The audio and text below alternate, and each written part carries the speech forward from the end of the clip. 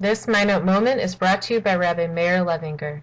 Rabbi Levinger has been director of the Women's Program at the Minot Yeshiva for the last 3 years.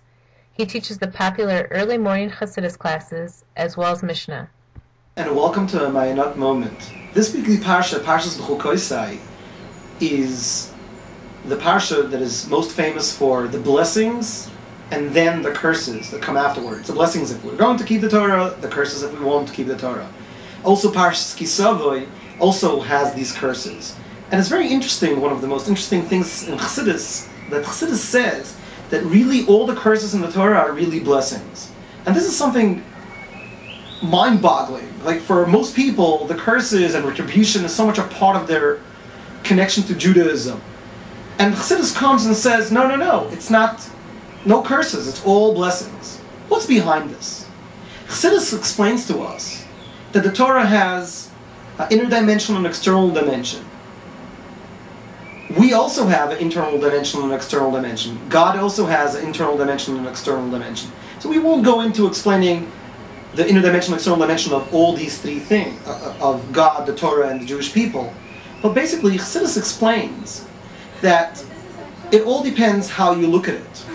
If you're coming from a regular level within you, meaning to say that you just have a relationship with Judaism, with God, on a very external level, so then the curses actually sound like curses.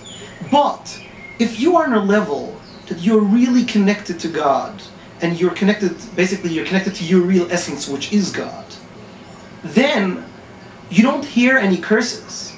You really hear blessings. And actually, the Alter Rebbe in Torah, in Levinger Torah, actually brings a proof from the Talmud that once upon a time, Rav Shimon Bar Yochai sent his son to get blessings from his friends in shul, and they just gave him 6-7 curses. He comes home all upset and says, "Daddy, not only they didn't bless me, they pained me. They gave me all these curses." And Rav Shimon Bar Yochai told him, "No, these are all really blessings." What is the idea behind that? The idea behind that is that when you're really confident in someone's love, that person has the ability to tell you something sarcastic in a way that not only won't offend you, it will actually express that confidence in the love. Because if they wouldn't be confident in that love, they wouldn't be able to tell you something sarcastic like that. Like when something is really, really good, so some people say, "Oh, that was sick, that was bad, that was evil," or "that was wicked." But really, you could only say that that was bad or wicked only if that thing was really, really good.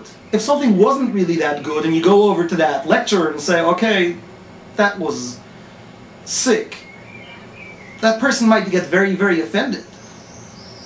The same is with our relationship with our Creator. If you're coming from a very external perspective, simple perspective, God is actually telling you, okay, if you're not going to keep the Torah, there's going to be all these repercussions, retribution, punishment. But if you understand, if your approach to Torah is, I have an essential connection with God, as it says in the Pasuk, "V'ato toshuv v'tishma b'koil," if you'll repent, or the way Chassidus explains, toshuv, if you'll return to your essence, tishma b'koil, you'll be able to listen in the voice. You'll hear the blessings in the curses.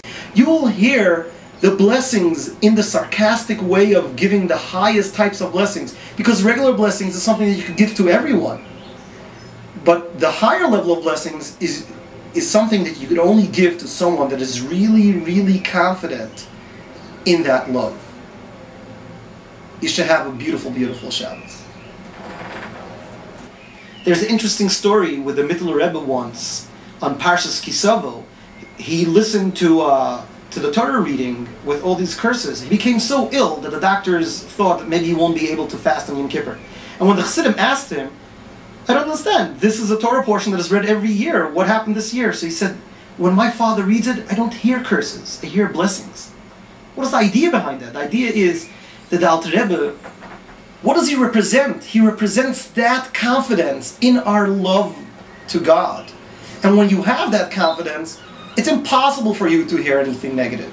You understand that any negativity is really in order to express a deeper positivity. Have a great Shabbos.